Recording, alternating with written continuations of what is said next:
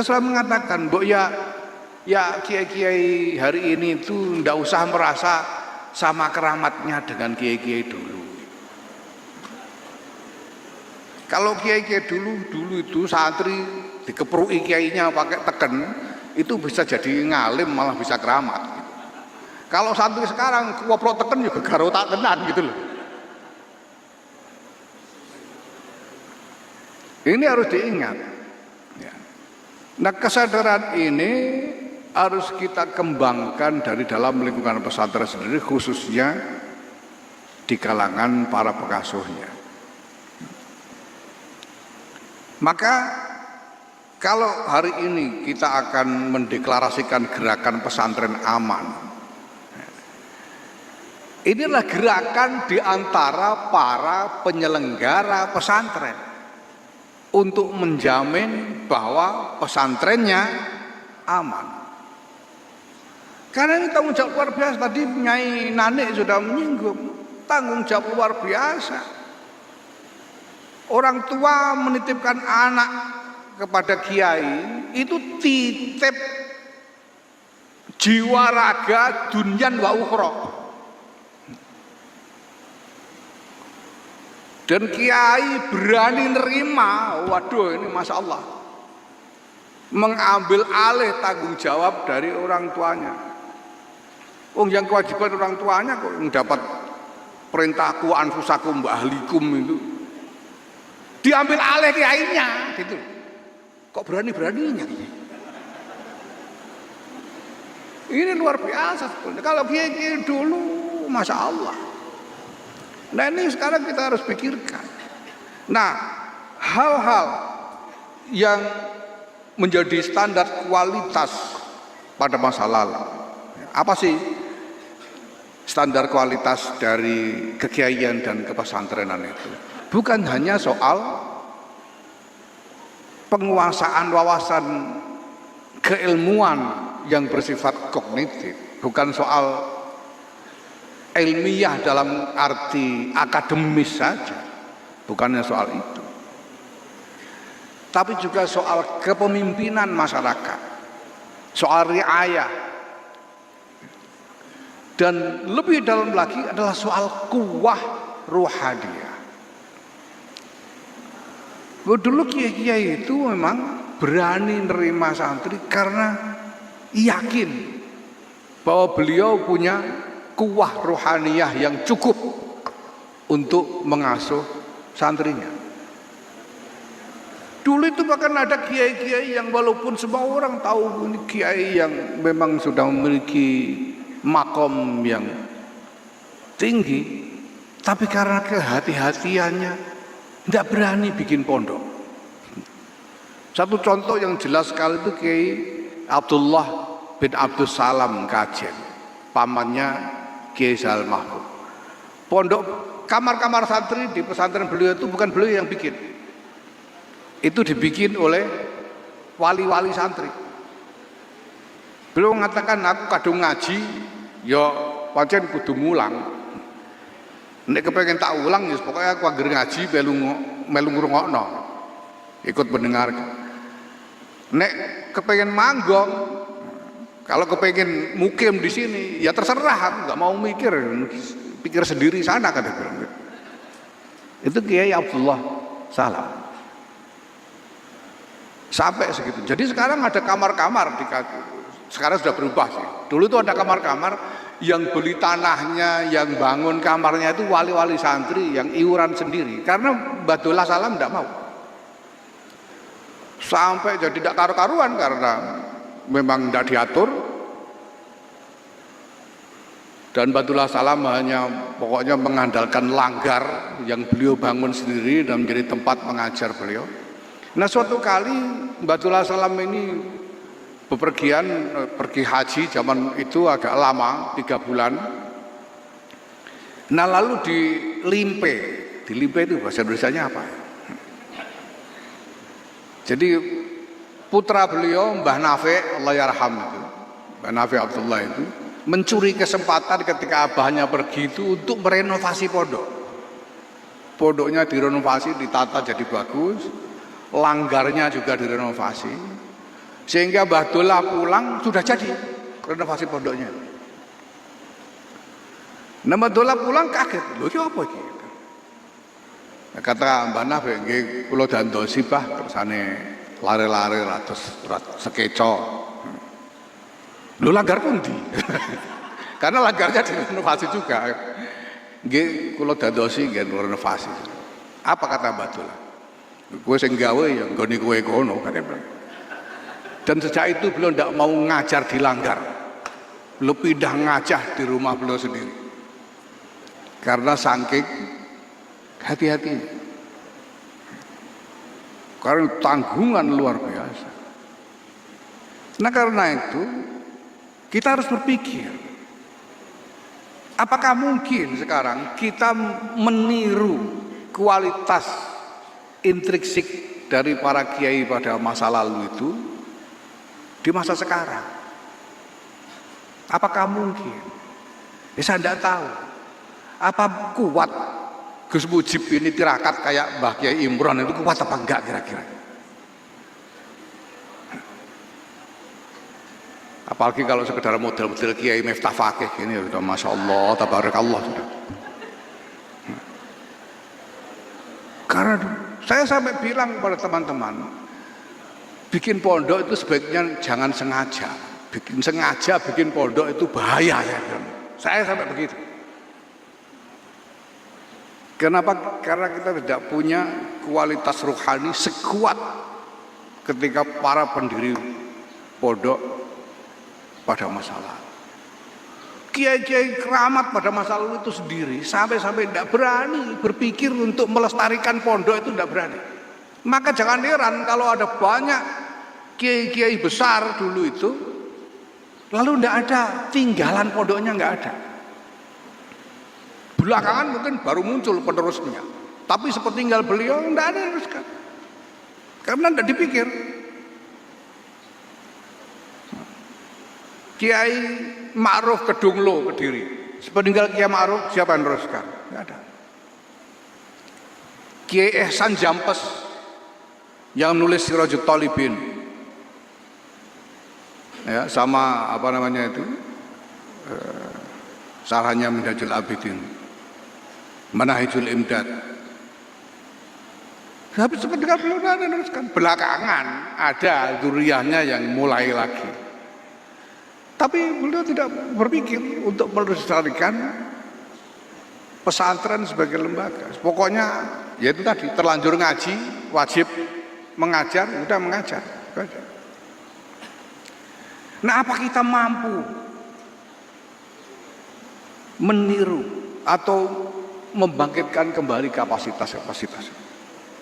Nah, yang paling sulit bukan soal kekuatan tirakatnya, tapi ukurannya. Ukuran tirakat itu juga masalah karena ukuran yang sangat yang sangat abstrak. Udah tirakat nemen ujung-ujungnya nggak jadi kiai malah jadi dukun misalnya, itu kan bisa sekarang karena tirakatnya tirakat apa dulu gitu. Nah, karena sulit dicari ukuran-ukurannya, maka yang bisa kita lakukan sekarang ini adalah menetapkan parameter-parameter, batasan-batasan yang bisa menjadi ukuran hasil yang sekurang-kurangnya mendekati. Dulu itu kan kiai-kiai cukup disuwuk saja santrinya itu sudah jadi. Saya kenal sebelah kiai yang ngakunya dulu tidak pernah ngaji, ya. Tapi tiba-tiba karena diperintah ngajar oleh kiainya tiba-tiba bisa ngajar, itu banyak gitu. Ya contohnya kayak saya ini nggak ngaji nggak apa, cuma gelundang-gelundung tiba-tiba jadi ketua umum. Nah, ini kan karena suwuknya kiai. Nah, apa yang bisa menggantikan suwuk-suwuk itu? Maka ketika RFI membuat hubungan dengan Inkindo ya untuk konsultasi infrastruktur pesantren, saya bilang jangan hanya berhenti pada soal kualitas teknis dari bangunan itu atau ukuran parameter teknik sipil dari bangunan itu saja. Harus lebih jauh, harus dipikirkan misalnya desain tata ruang pesantren itu harus seperti apa supaya aman. Jangan asal bikin, harus diukur. Rumahnya kiai dari komplek Pondok Putri itu harus berapa meter, itu harus ditetapkan itu. Kalau enggak kayak begini-begini tadi itu berita yang enggak itu harus diukur, harus dipikir sampai ke sana, harus dipikirkan bukan hanya kurikulum dalam pengertian daftar mata pelajaran, tapi pola kegiatan dari santri-santri itu seperti apa, harus ada standar. Karena ini anak-anak remaja semua, anak adolesen semua ini. Semua ahli pendidikan itu tahu bahwa anak adolesen satu orang aja susah diurus, apalagi sekian banyak.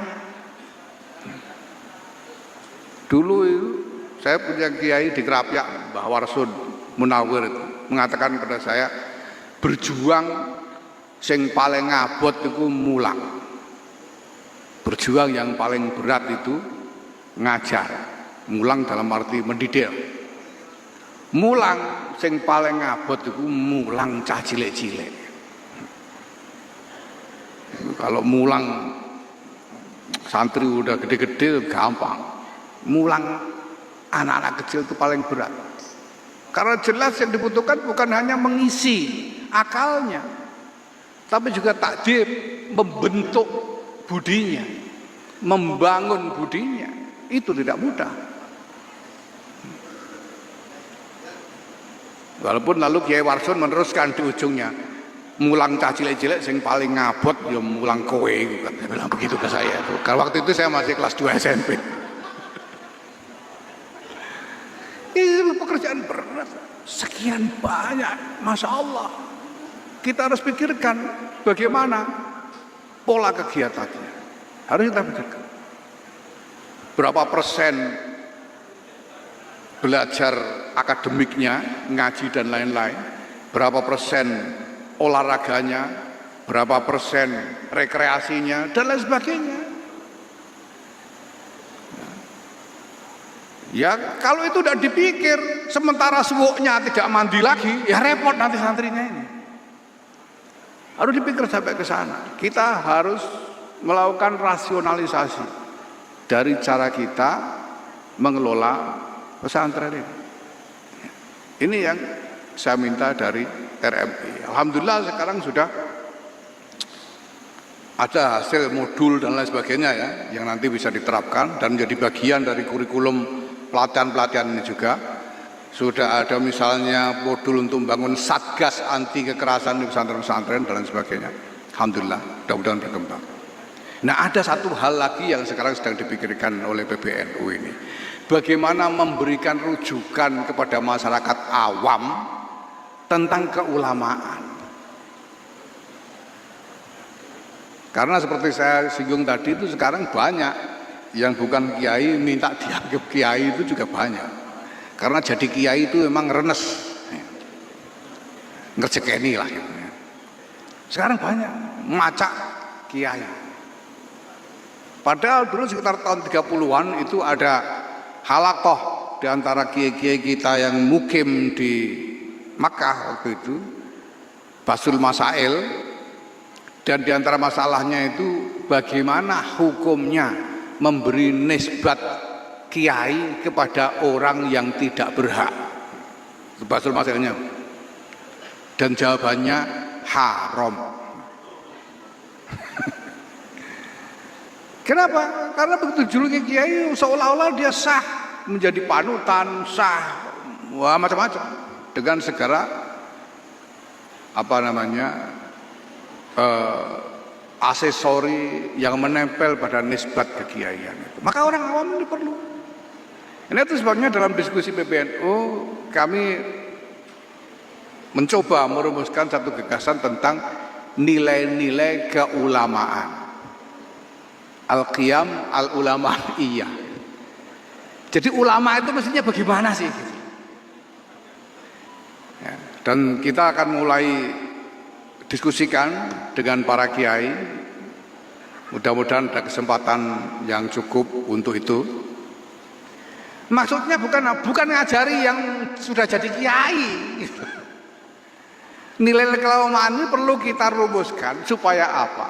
Supaya masyarakat awam punya rujukan tentang keulamaan itu seperti apa. Sehingga nanti bisa dibawa-bawa oleh orang tua yang ingin mondokkan santri ini, lihat dulu kiainya ini. Oh, memang ulama beneran ya. Dicocokkan dengan referensi tadi gitu. Kalau di referensi, wah menurut ini begini kok itu begitu. Wah, bukan ulama itu, cari yang lain aja. Ya, karena mengajaran kita begitu. Kita ini diajarkan jangan sembarangan berguru loh. Orang mau berguru itu harus teliti ngelihat gurunya itu. Ya. Ala inna hadzal ilma din fanzuru amman ta'khuduna dinakum. Itu ajaran kita. Maka harus ada rujukan ini. Itulah mudah-mudahan nanti ya konsep tentang nilai keulamaan ini mungkin kita rumuskan sebagai satu piagam atau apa. Mudah-mudahan bisa dibahas di dalam musyawarah nasional alim ulama yang insya Allah akan diselenggarakan tidak lama lagi. Ala kulli hal, para kiai, para nyai, hadirin hadirat, santri-santri sekalian yang saya sayangi dan menjadi tumpuan harapan kita, mari kita semua berikhtiar sekuat-kuatnya untuk membangun masa depan pesantren ini